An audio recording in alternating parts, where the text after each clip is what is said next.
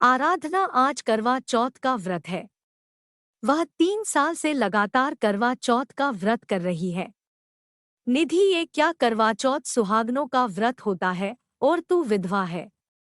निधि ने गुस्से में आराधना को बुरा भला कहते हुए कहा। तभी दूसरी ओर खड़ी बबीता बोली, रहने दो दीदी, बेचारी पगला गई है, भरी जवानी में विधवा हो गई। निधि, अरे तो इसके सास ससुर को तो समझ होनी चाहिए, बेटा फौजी था, शहीद हो गया। टीवी अखबार सभी पर उसकी शहीद होने की खबर आई थी, पर कोई इसे समझाता नहीं। पिछले 3 सालों से देख रही हूँ, सज-धज कर यूं पूरे विधि विधान से आराधना को व्रत करके पति दीपक की तस्वीर देखकर ये करवाचौथ मनाती है, ये तो ठीक नहीं है। तभी आराधना बोली, आप लोग समझते क्यों नहीं, मेरे पति जिंदा है और मैं सुहागन, और हर सुहागन ये व्रत अपने पति की लंबी उम्र के लिए करती है।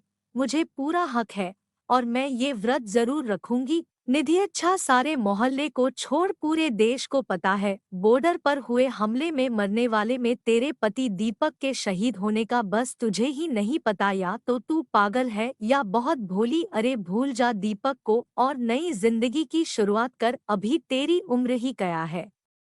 आराधना, चुप कीजिए, मैंने कहा ना, मेरे पति जिंदा है, वो जरूर वापस आएंगे, देखना, मेरा दिल कहता है। सभी मौजूदा औरतों ने आराधना की बातों पर हंसना शुरू कर दिया। आराधना गुस्से में वहां से चली आई और दीपक की तस्वीर लिए उससे शिकायत करने लगी। परे दीपक, तुम कब आओगे? तुम जब तक नहीं आओगे मैं तुम्हारा इंतजार करूंगी। मुझे पता है तुम जरूर एक दिन आओगे।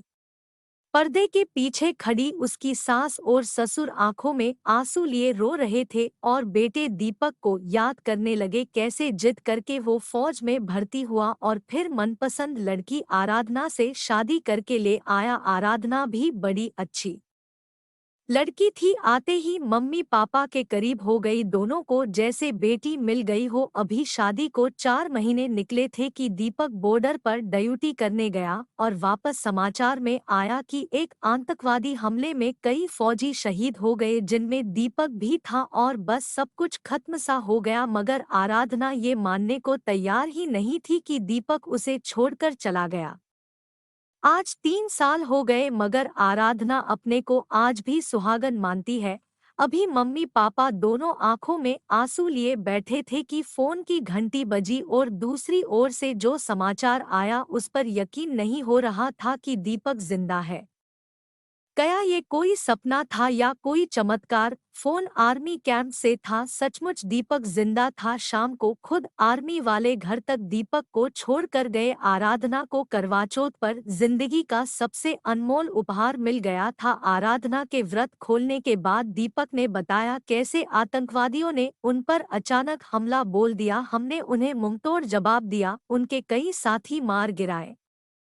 गुस्से में उन्होंने हम पर बम से हमला किया, जिससे मैं कुछ साथियों सहित नदी में गिर गया। बस उसके आगे कुछ याद नहीं था। कुछ गांव वालों ने मुझे बचाया। कहते हैं महीनों बाद मुझे होश आया। लोग कहते थे इतने ठंडे पानी में कोई जिंदा नहीं बच पाता, लेकिन मैं कैसे बचा? शायद आराधना का विश्वास और माँ करवा की कृपा से, मगर मेरी याददाश्त खो चुकी थी, मुझे कुछ भी याद नहीं था। मैं बहुत परेशान रहने लगा। मैंने कई बार आत्महत्या करने की कोशिश भी की, लेकिन गांव वालों ने मुझे बचा लिया। शायद आराधना के करवाचौथ के व्रत का प्रभाव था, और सालों गुमनामी में जी रहा मैं ऐसे ही दूसरे गांव दशहरे देखने गया तो धमाके से मेरी याददाश्त लौट आई। मैंने तुरंत आर्मी कैंप फोन किया और आज आप लोगों के सामने खड़ा हूँ। आराधना समेत माँ पिता बड़े खुश थे। अचानक घर पर जैसे आसपास के लोगों को पता चला, लोगों की भीड़ इकट्ठा होने लगी। आज पूरे मोहल्ले की नहीं बल्कि देश की हर महिला को मां करवाचौथ के व्रत की महिमा का मान समझ आ गया। दोस्तों, भगवान विश्वास का दूसरा नाम है। अगर भक्ति भाव विश्वास मन में पक्का है तो यकीन मानिए आपका करवाचौथ का व्रत सफल है, क्योंकि भक्ति में शक्ति होती है। अगर आपने इस वीडियो को पसंद किया है तो कृपया इसे लाइक करें, शेयर करें और हमारे YouTube चैनल को सब्सक्राइब करना न भूलें। आपका समर्थन हमारे लिए महत्वपूर्ण है और हम और भी ऐसे रोचक वीडियो आपके लिए लाने का प्रतिश्रुत हैं। धन्यवाद।